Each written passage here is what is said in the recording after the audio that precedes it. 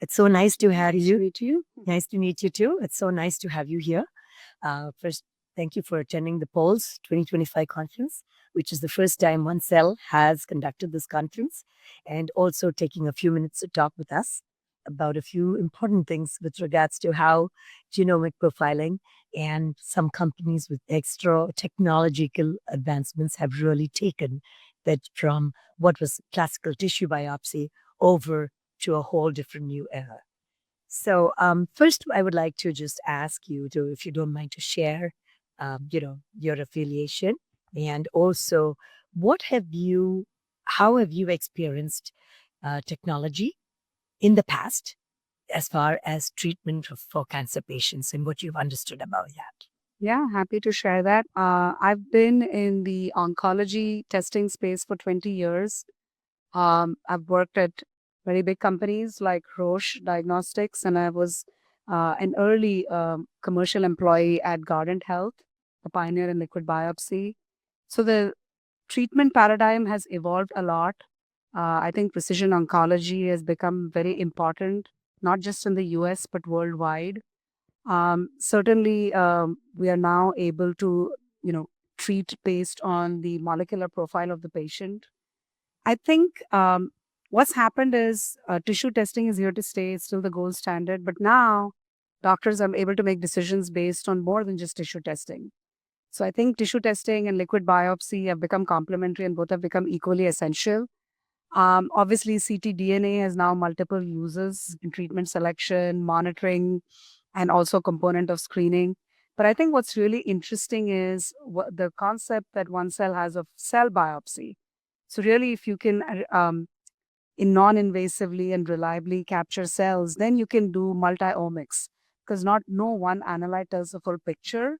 So then if you can do DNA, RNA, and now increasingly proteomics, now you really have the full picture and you can have, kind of to treat the patient. So that's the new trend. That's awesome.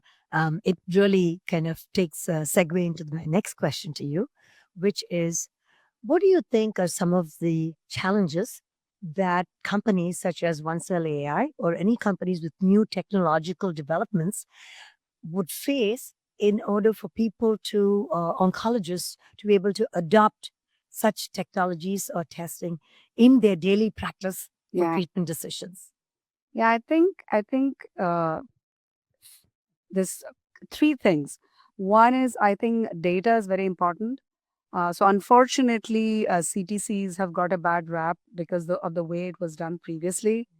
So I think for OneCell, it'll be really important to get data showing that CTCs have clinical utility, and biomarker testing on CTCs especially have clinical utilities, because when you say CTCs, a lot of oncologists think it's about capturing and counting, not about the multi-omic analysis on it.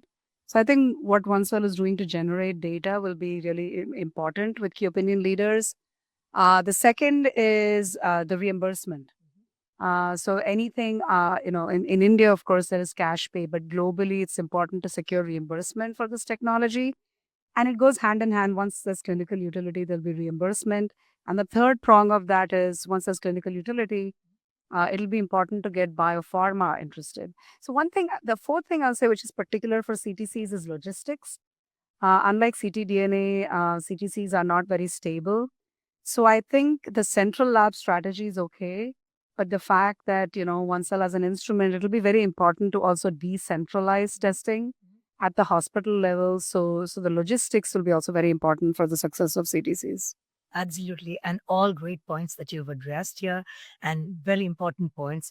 So, decentralization is part of the plan for one cell. However, like you said, there's, I think, a lot of training that'll at the back end in order for people to be able to understand exactly how to do the assay. Automation is great, but if you miss the step or you don't know exactly how to do it, you will not be capturing those true single cells. Yeah. So in different technologies that you know outside of one cell, what other technology do you think would be really a competitor, even not direct, but indirect competitor as you see it today with all your years of experience in oncology?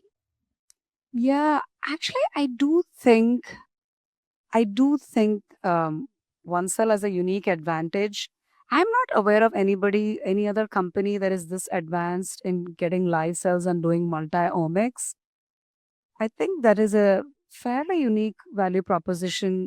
Like even one of the speakers today was saying, I've not seen data here or internationally on true multi-omics, and which is why institutions like MD Anderson.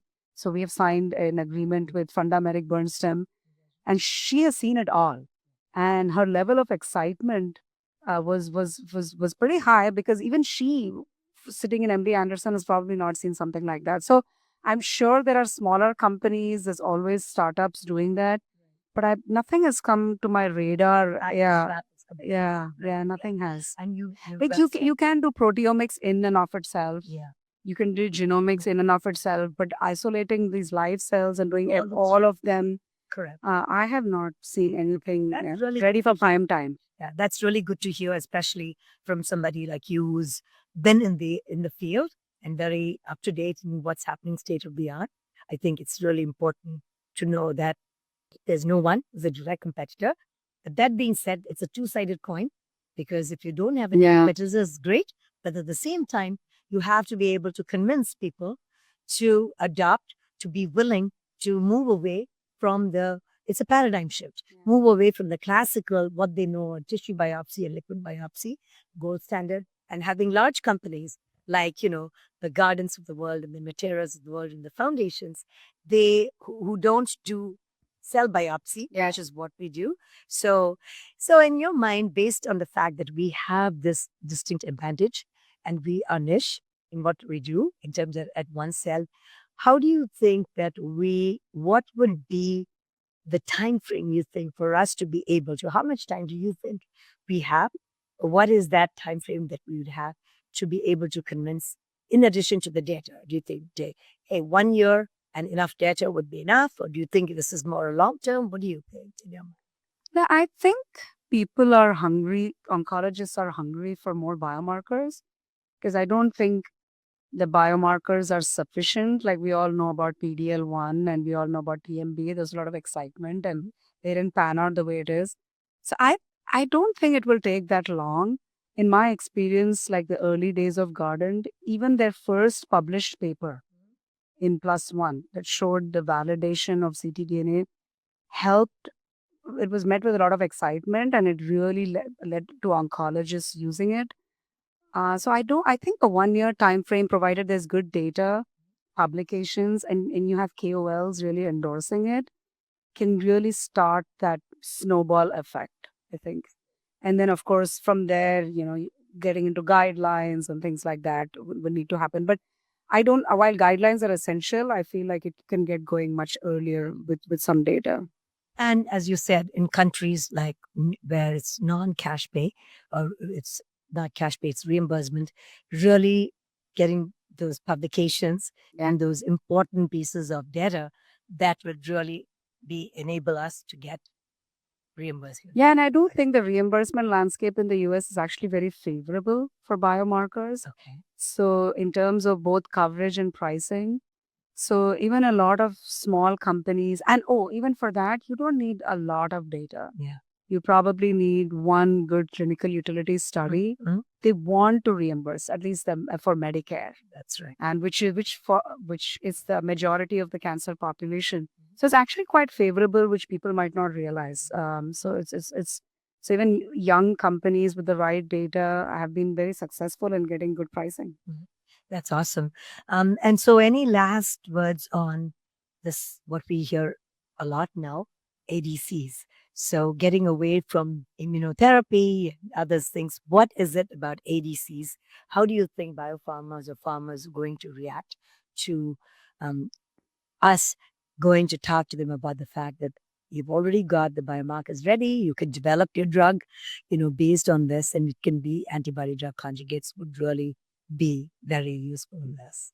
So generally, pharma would rather not use biomarkers and have the drugs be available for a broader population, but they also have to de-risk. So I think so with ADCs, obviously you cannot look at DNA targets. So it rules out a lot of the existing biomarkers. they're always looking, even during trials, it's very hard to get tissue. Mhm. It's very hard to get repeat biopsy, which is why I go back to MD Anderson. Even she is not aware of a good biomarker for ADCs that is blood based Mhm. and that can check for proteins. So I think ADCs are here to stay, and because even with targeted therapy and immunotherapy, there's a lot of patients who are non-responsive. So I think that's an exciting field for a blood-based biomarker. Oh, and I think focusing on that focus is really important because so much is going on. Since it's a great area for oneself to focus on. And that's kind of where we are headed. But thank you so much for all your Yeah, insights. thank you very much. And we really appreciate your time. And of course, enjoy the rest of the conference over Thank you here. very much. Okay, thank you.